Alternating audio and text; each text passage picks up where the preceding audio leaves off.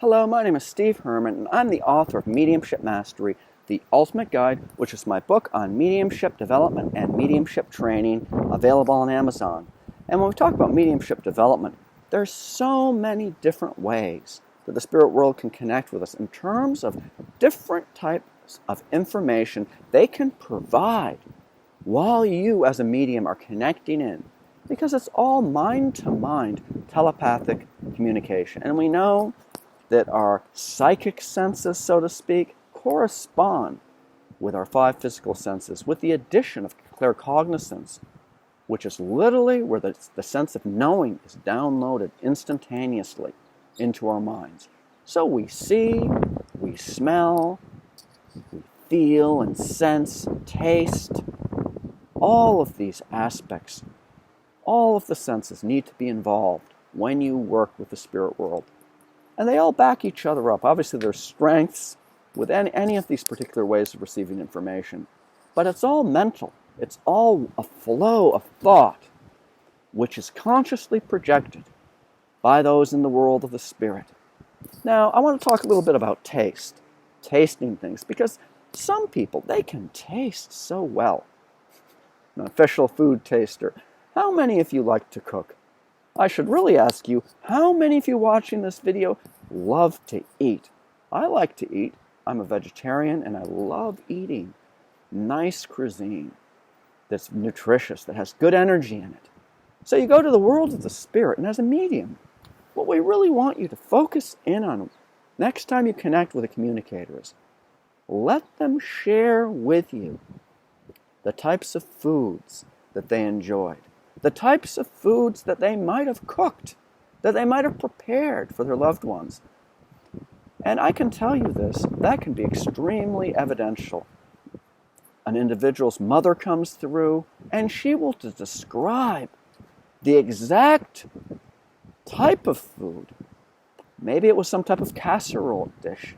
And she will describe all the ingredients, the spicing that went in to preparing that particular delicious casserole that she used to make. And that can be very, very evidential. You know, certainly certain types of foods are consumed in certain parts of the world as well. So you may have someone from a particular nationality or ethnic background. They may present certain types of foods when you're receiving that information as a medium.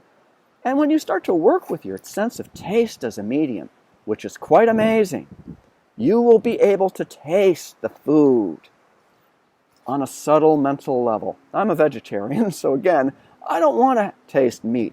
But if you have some grandfather and he ran a greasy fried chicken joint, well, I can guarantee I will taste that greasy fried chicken in my mouth, which is pretty disgusting, but it has to do with the individual in the spirit world. And it's all about getting information across when the loved ones and others communicate through a medium so that you'll be able to recognize who they are.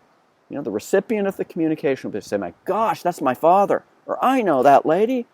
That's my aunt. And maybe she used to burn all the food that she used to make. You'll taste the burnt food. You'll taste that it wasn't very good. And that may be very evidential and meaningful, significant to the recipients of the communication. So think about taste. Try to mix that in. Bring that in to your mediumship. Don't just try to see things. Don't just try to see things, feel things, hear things. Try to bring in the taste. And it will back up everything else you're doing. And we talk about food, right? The holiday meals, Christmas meals, festivals that they might have had. You'll taste these different foods. It's fantastic, the type of information that can come through. They can even give you specifically, not just the menu of the meal that they used to prepare, but they can even go into a specific dish and they can give you the recipe of that particular dish. And it will be recognized by the recipient of the communication. So these are some things to think about. So please smack that subscribe button below.